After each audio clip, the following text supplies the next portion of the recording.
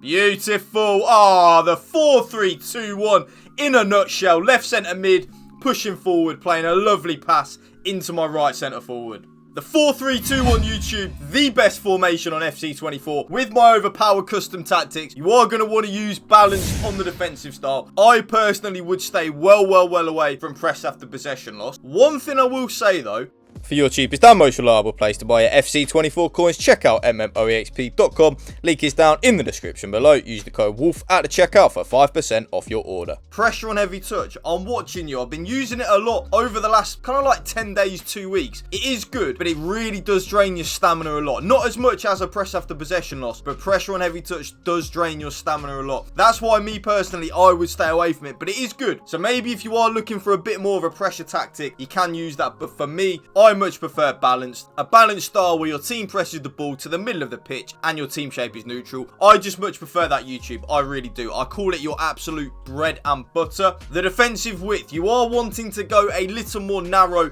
in the 4-3-2-1, but not as narrow as you kind of would do with a 3 at the back or a 5 at the back formation, because we do actually have a traditional left back and a right back, if you kind of get my drift. So I do use 45 on the defensive width. Basically, I do want to compact the middle of the pitch.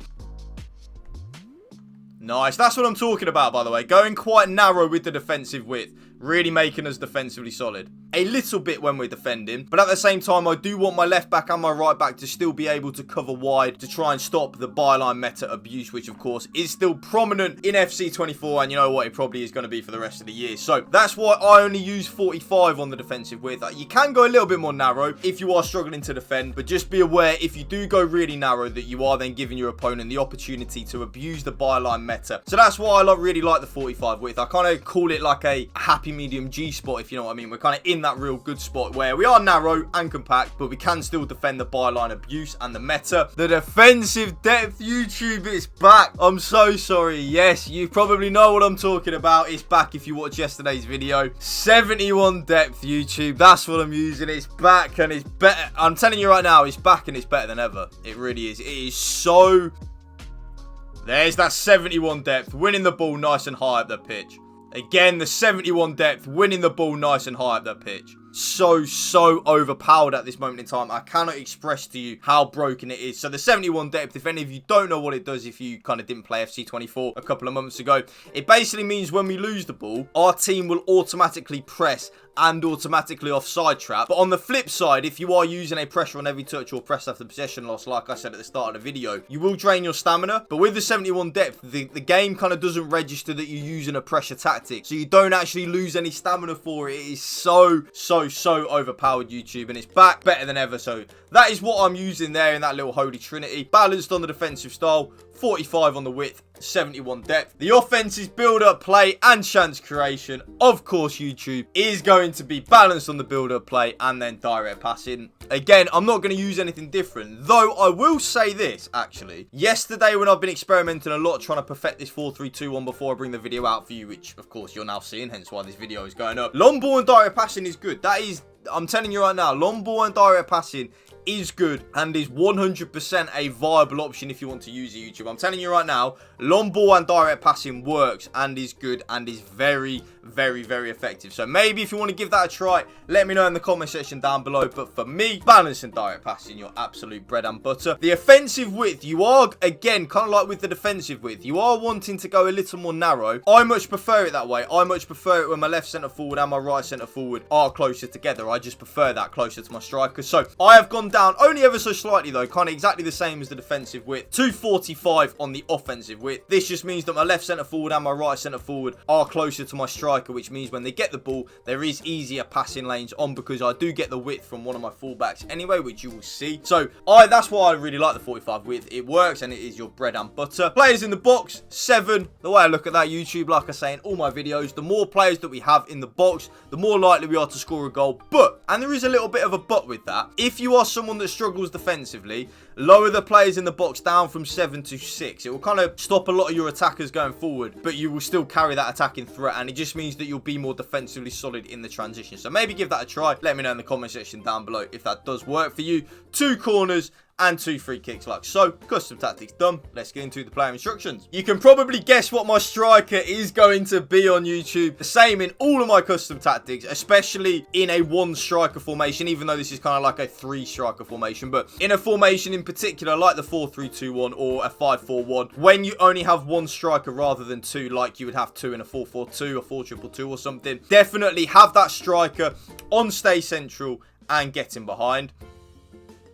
There's my striker making that stay central and getting behind run. Even though he was just offside, that's what I'm talking about. That just basically means that the striker will stay in them central areas of the pitch. I really like that. I don't need or want my striker in the 4-3-2-1 to venture out wide. I don't think that's good when you are using a 4-3-2-1 at all. I really don't. The getting behind, again, is then I want him making penetrating runs. I want my striker to make them penetrating runs in behind, because even if we don't play the ball to the striker, it then creates a lot of space for our left centre forward and our right centre forward and our central midfielders to pick up, which our opponent won't understand. So it's really effective. My right centre forward is then on exactly the same. So my right centre forward again is on stay central and getting behind. That basically means when we don't have the ball, we will defend in a 4-4-2. And because my right centre forward is on stay central and getting behind, my right centre forward will be the striker, which stays up front when we don't have the ball. But then of course when we get the ball, he will push straight back up into that right centre forward position. And because he's on stay central and getting behind, exactly the same as the striker, he will be in them central areas of the pitch and he will be looking to make penetrating runs in behind. Very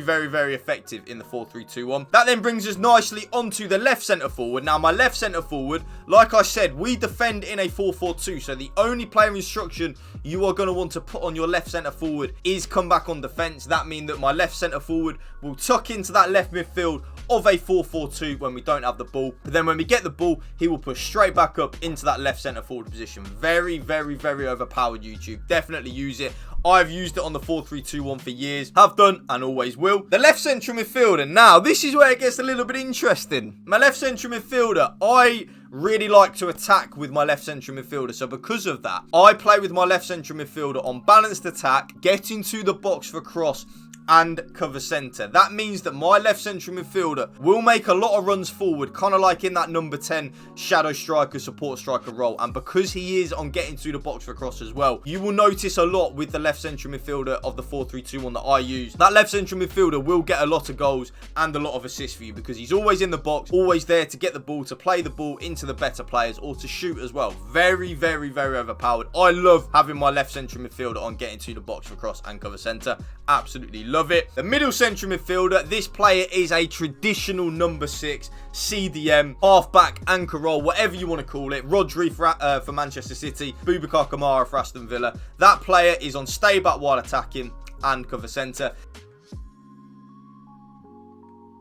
Beautiful. That's what I'm talking about, by the way. Your middle central midfielder. This player will literally stay there in the middle of the pitch and will not venture any further forward than where he is on your screen right now. He will literally be there winning tackles and then giving the ball to the better players. A very underrated aspect of the 4-3-2-1 is having the middle central midfielder on stay back while attacking and cover centre. My right central midfielder is then on completely default settings, so I don't touch a single thing on that right central midfielder. So remember I said to you that my left centre forward will tuck in to that left midfield of a 4-4-2 next to Hadji on that left side of my team. Because my right central midfielder is then on cover wing, he will push ever so slightly out wide to the right midfield of a 4-4-2 when we don't have the ball. And then as soon as we get the ball, because we're on direct passing, he will push straight back in that right central midfield role. Very overpowered, YouTube. Definitely give it a go. I then personally play with my right back on stay back while attacking. So I kind of defend in a 3,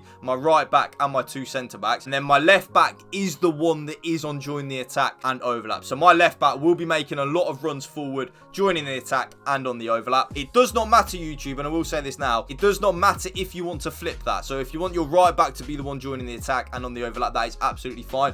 Just as long as one of your fullbacks is on stay back while attacking and then the opposite side is then on join the attack and overlap, that is absolutely fine. Both of my centre backs completely default settings, so stay back while attacking, normal interceptions and stick to position. And then my goalkeeper is then on comes for crosses and sweeper keeper. Beautiful. The 4-3-2-1 in a nutshell. Left centre mid, pushing forward, playing a lovely pass into my right centre forward. Beautiful. That's what I'm talking about, by the way. Your middle central midfielder kind of just winning the ball back and giving it to the better players. It's beautiful. Oh, that is a perfect goal with a 4-3-2-1 there. And that right there is my brand new updated 4-3-2-1 custom tactics for you, YouTube. If you did enjoy this video, drop it a like for me, drop a comment down below, and if you can please hit that subscribe button to my channel, that would mean the world to me. Thank you for watching. Remember, spread the love and positivity. PMA positive mental attitude. Peace out. One love.